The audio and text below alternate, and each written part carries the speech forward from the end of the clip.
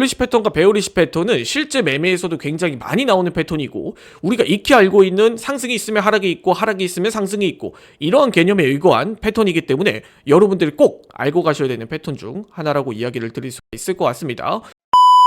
안녕하세요, 해외선물의 정석입니다. 영상을 시청하시기 전에 구독과 좋아요 부탁드리고, 해외 증권사를 사용하시면 나스닥 한 계약 기준 140만원, 최소 증거금 0.01 계약 기준 14,000원부터의 선물 거래가 가능합니다. 자세한 내용은 댓글 혹은 더보기란에 셀프 계좌 개설 영상 혹은 고객센터를 참조해 주시기 바라겠습니다. 자, 오늘 영상은 지난번 차트 패턴 영상에 이어 두 번째 중요한 상승 지속형 패턴에 대해서 한번 이야기를 드려보도록 할게요.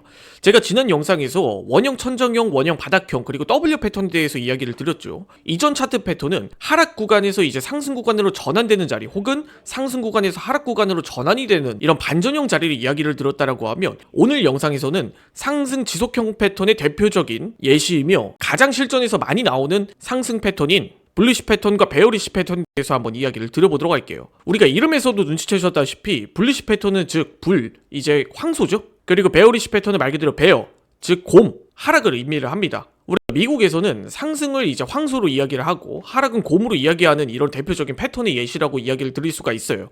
그런데 이 블리시 패턴과 베어리시 패턴이 굉장히 중요한 이유가 무엇이냐면, 실전에서 많이 나온다라는 건 우리가 굉장히 자주 봤고 우리가 굉장히 익숙한 패턴이라는 거예요. 근데 이름만 들어봤을 때 딱 감이 안 오실 거예요. 왜 그러냐면, 우리가 일반적으로 차트에서 상승이 있다가 조정이 나오는 구간, 혹은 하락이 있다가 반등이 나오는 구간, 이런 구간에서 가장 많이 나오는 패턴에 해당하기 때문에, 내가 무턱대고 해외 선물 매매를 할 때 혹은 차트 매매를 할 때 감으로만 매매를 하셨다라고 하면, 오늘 이 영상을 보시면 여러분들이 구체적으로 이런 상승과 하락의 자리에서 어떻게 대응해야 될까 명확하게 감이 잡히실 거예요. 그렇기 때문에 오늘 이 차트 패턴 두 가지에 대해서 꼭 끝까지 시청해 주시기 바라겠습니다.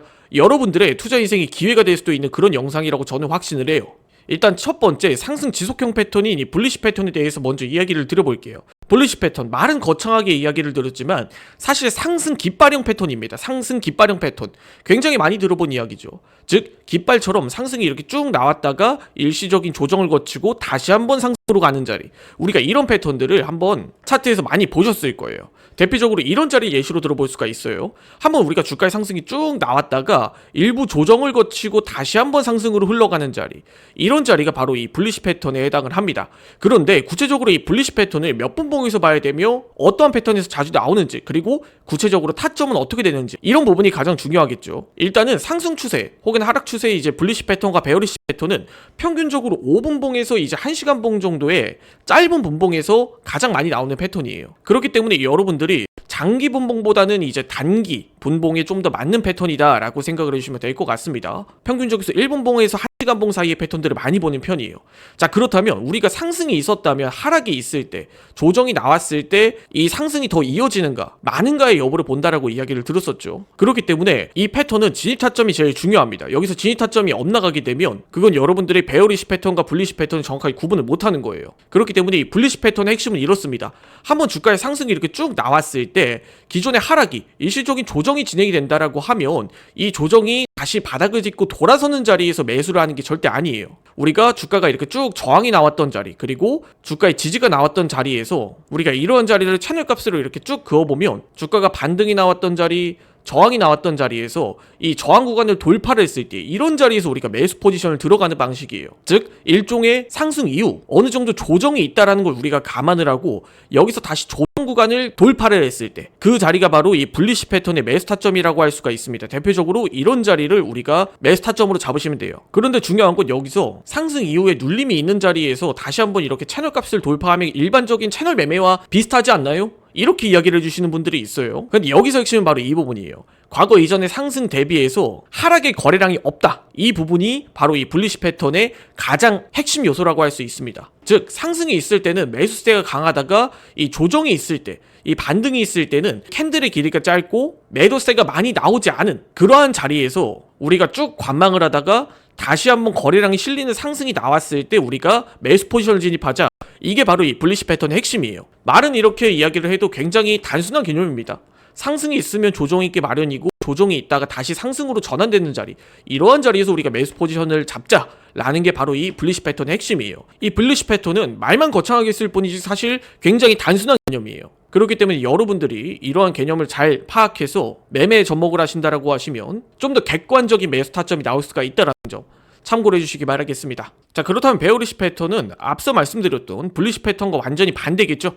이 불리시 패턴은 상승 이후에 일시적인 조정이 있었다가 여기서 다시 반등을 한다라는 개념이라고 한다면, 베어리시 패턴 같은 경우에는 하락이 있었다가 잠시 쉬어갔다 추가적인 하락이 나온다 라고 생각을 해주시면 될 것 같아요.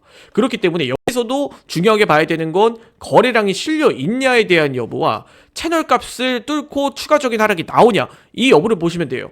대표적으로 이런 자리가 베어리시 패턴의 대표적인 자리라고 할 수 있어요.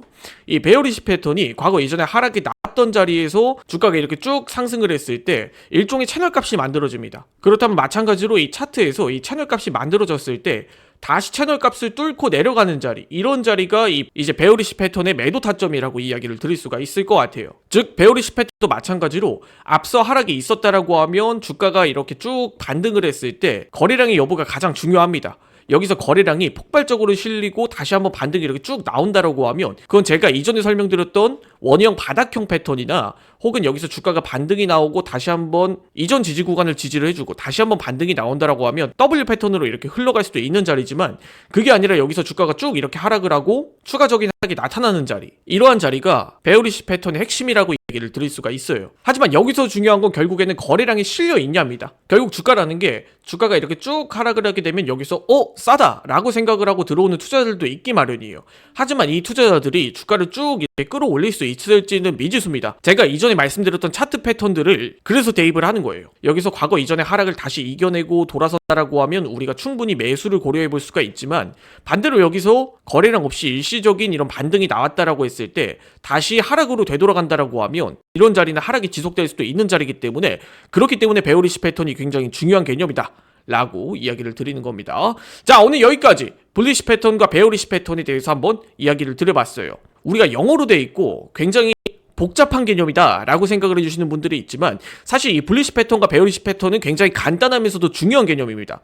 그렇기 때문에 차트 패턴들을 우리가 복잡하게 여러 개를 생각하지 말고 실전에서 가장 많이 나오는 이런 패턴들 몇몇 개만 쏙쏙쏙쏙 골라서 외운다라고 하면 우리가 실전에서 이런 패턴들을 보고 불리시 패턴, 베어리시 패턴 이렇게 쉽게 대입을 해볼 수가 있어요. 불리시 패턴과 베어리시 패턴은 실제 매매에서도 굉장히 많이 나오는 패턴이고, 우리가 익히 알고 있는 상승이 있으면 하락이 있고 하락이 있으면 상승이 있고 이러한 개념에 의거한 패턴이기 때문에 여러분들이 꼭 알고 가셔야 되는 패턴 중 하나라고 이야기를 드릴 수가 있을 것 같습니다. 자, 오늘 영상 여기까지 하고 마무리 짓도록 하겠습니다.